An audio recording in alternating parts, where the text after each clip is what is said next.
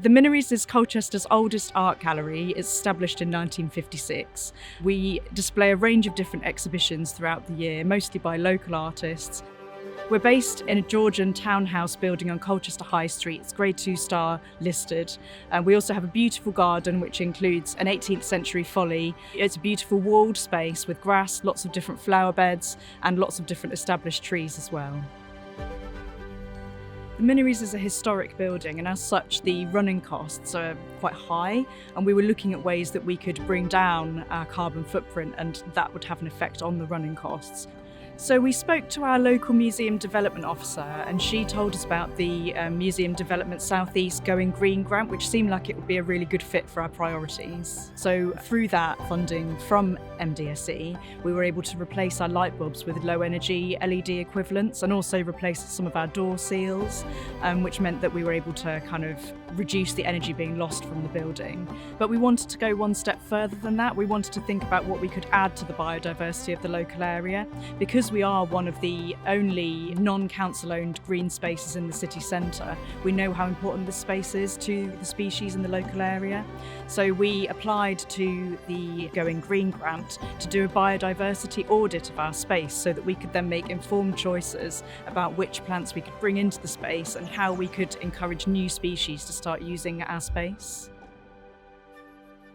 So the Green Grant allowed us to take a biodiversity audit of the whole garden. So we employed an ecologist to come once a month throughout the growing season, so March through to September, which allowed him to take an observational survey to feed back what we've got, to identify niches as well and places that we can add biodiversity into. The Green Grant allowed us to send me on a course that we could study specifically about biodiversity for gardening, and also plants that we added to the garden to improve biodiversity, and some really important habitat structures as well. After the biodiversity course, part of the application for that was to then communicate that with staff and visitors from the museum. So we've done several garden tours to talk to people about what we do here. And I also see my role in general as a communicating role. So having someone physically on the ground, I'm here Fridays, so people can come and talk to me about what we're doing, which I think is really important. All of our practices are tuned towards a kind of green methodology. We've improved water capture through the grant. We've got some SUDs, which is Sustainable Urban Drainage System, so that slows the water going into the drainage. We compost, we mulch. We try not to dig too much because the soil health is really what makes the garden healthy. That's the kind of breathing skin of the garden.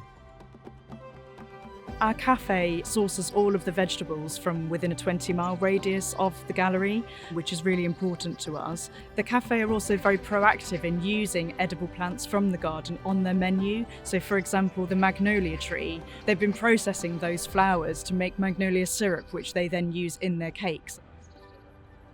In the last 2.5 years, Museum Development South East have probably been the most useful organisation that we've interacted with. They have given us a huge amount of support, and I would definitely recommend that other museums get in touch, find out what they have to offer. And their funding is also extremely easy to apply for and very useful in all areas. I think it's undeniable that climate change is happening, and I think a museum like the Minories can really lead the way, show people what's possible, even in a small space. I think the work we're doing around environmental sustainability is tackling one of the biggest challenges of our generation.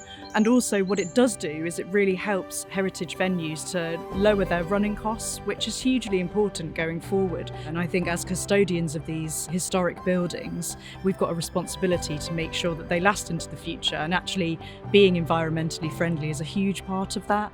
We've also got this responsibility in terms of our visitors, so people look to us and they trust us, and if we're demonstrating that the environment is important to us, then I think that will transfer to our visitors, and we're also giving them practical steps so they can achieve this change in their own lives as well.